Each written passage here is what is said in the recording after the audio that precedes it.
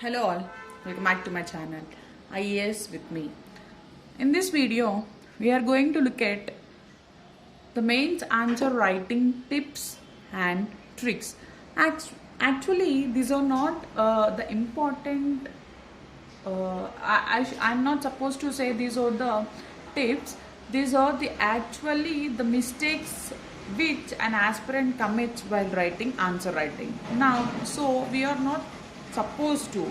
We are never supposed to do such mistakes while writing an answer in mains examination.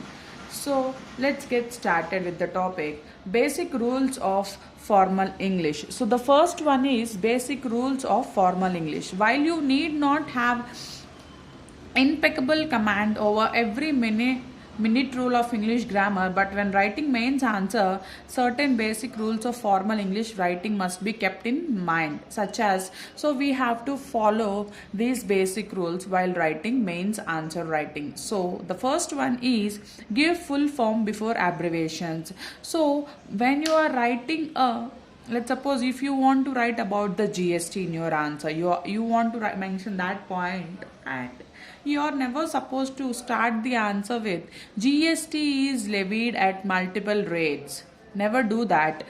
The proper way of doing it is goods and services tax, then mention in brackets GST. So you have to mention full form for the first time, followed by the abbreviation in brackets. So for the first time, whenever you are writing about, let's suppose there is a question particularly from the topic GST, so you have to write the word GST, abbreviation GST, and again. So when you are writing it for the first time, mention it like this: goods and services tax GST, and from there on, from there, if you need to mention it for the second time or third time, you can write GST. So but for the first time, you write it very clearly. You write the full form also. So that is what we have to keep in our mind. And rule 2 is don't use informal WhatsApp chat abbreviations. And the second one is don't use informal WhatsApp chat abbreviations. So as these days the technology plays a very crucial role, and of course everyone uses WhatsApp daily, and we use WhatsApp to talk to our friends, family members and all. But when we are chatting, when we are texting, we use different types of shortcuts. Like for YEARS, it is years, but we write YRS like that. There are few words.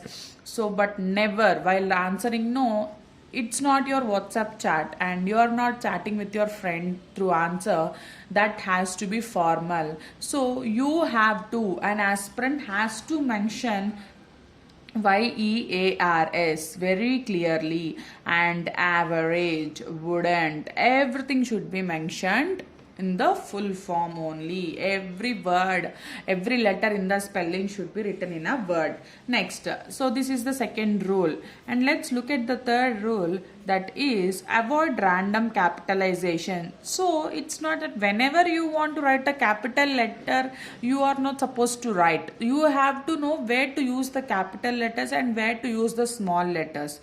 Whenever, let's look at this one, whenever virtue subsides and wickedness raises its head, I manifest myself to restore the glory of religion, says Krishna in Gita. So you want to mention this in your answer, or somewhere in an essay or ethics you want to mention this, but you have to make sure the words which has to be written, like which has to be started with a capital letter. Here only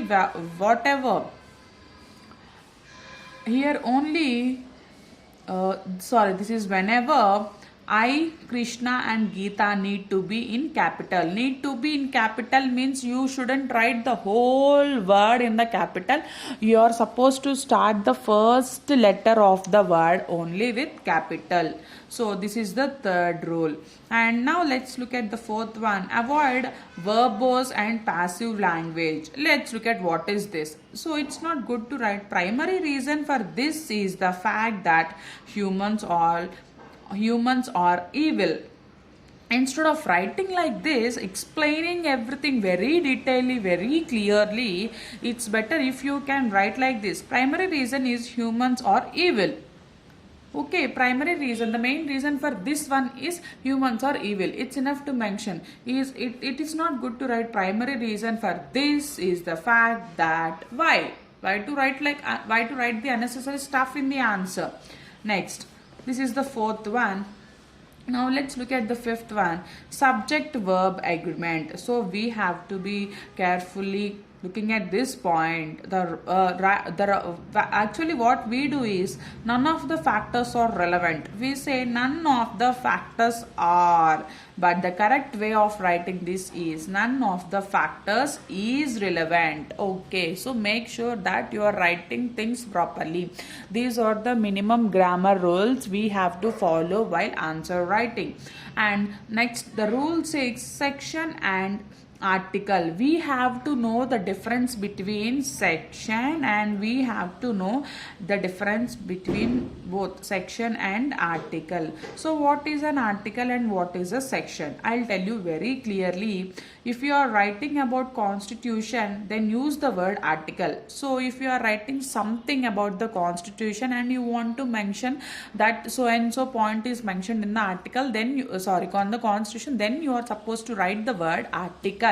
And if you are writing about a law, then use the word section. And if you are writing about a law, you have to write the word section. I hope you understood the difference between article and section. While you are mentioning about the constitution and the provisions in the constitution, you have to write the article, and while you are mentioning about the law and the different provisions in the law, you have to write the word section.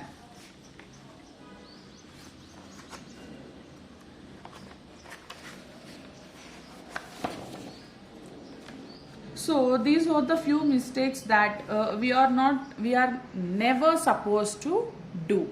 And I hope this video is very useful for you, and thank you for watching.